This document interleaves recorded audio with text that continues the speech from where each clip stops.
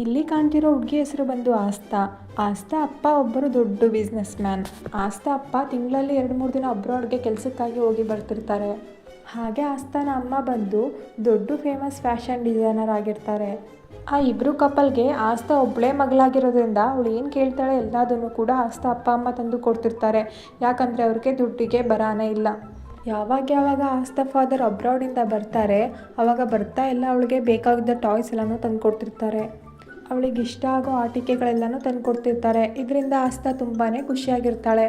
ಆಸ್ತಾ ಅಮ್ಮನ ಹೆಸರು ಬಂದು ಪ್ರಿಯಾ ಯಾವಾಗಲೂ ಅವಳ ಮಗಳಿಗೆ ಲೇಟೆಸ್ಟ್ ಡಿಸೈನ್ ಡ್ರೆಸ್ಗಳನ್ನ ಒದ್ದು ಕೊಡ್ತಿರ್ತಾರೆ. ಮಗಳೇ, ಈ ಡ್ರೆಸ್ ನೋಡು, ಇದು ನಿಮಗೆ ಚೆನ್ನಾಗಿ ಕಾಣುತ್ತಾ ಅಂತ. ಆಸ್ತಾ ಡ್ರೆಸ್ಗಳನ್ನ ನೋಡಿ, ಅಮ್ಮ ಈ ಡ್ರೆಸ್ ತುಂಬಾ ಚೆನ್ನಾಗಿದೆ ಅಂತ ಹೇಳ್ತಾಳೆ. ಈಗ ಆಸ್ತಾ ಯೋಚನೆ ಮಾಡ್ತಿರ್ತಾಳೆ, ನನ್ನ ಹತ್ರ ಇಷ್ಟೊಂದು ಟಾಯ್ಸ್ ಇದೆ, ಇಷ್ಟೊಂದು ಡ್ರೆಸ್ಸಸ್ ಇದೆ, ನನ್ನ ಫ್ರೆಂಡ್ಸಲ್ಲೆಲ್ಲ ನಾನೇನೇ ತುಂಬ ಬೆಟರ್ ಆಗಿರೋದು ಅಂತ ಅನ್ಕೋತಿದ್ದಾಳೆ.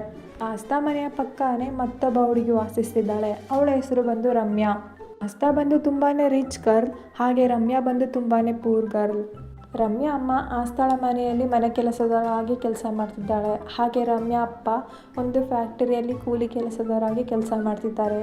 ರಮ್ಯಾ ಅಪ್ಪ ಅಮ್ಮ ತುಂಬಾ ಬಡವರಾಗಿರೋದ್ರಿಂದ ಅವ್ರ ಹತ್ರ ಏನಿದೆ ಅದರಲ್ಲೇ ರಮ್ಯಾನ ಖುಷಿಯಾಗಿ ನೋಡ್ಕೋತಿದ್ದಾರೆ. ರಮ್ಯಾ ಮತ್ತು ಆಸ್ತಾ ಇಬ್ಬರೂ ಕೂಡ ಸೇಮ್ ಏಜ್ ಅವರಾಗಿರ್ತಾರೆ. ರಮ್ಯಾ ಅಮ್ಮ ಆಸ್ತಾಳ ಮನೆಯ ಕೆಲಸಕ್ಕೆ ಬರುವಾಗ ರಮ್ಯನನ್ನು ಕೂಡ ಜೊತೆಲಿ ಕರ್ಕೊಬರ್ತಾರೆ.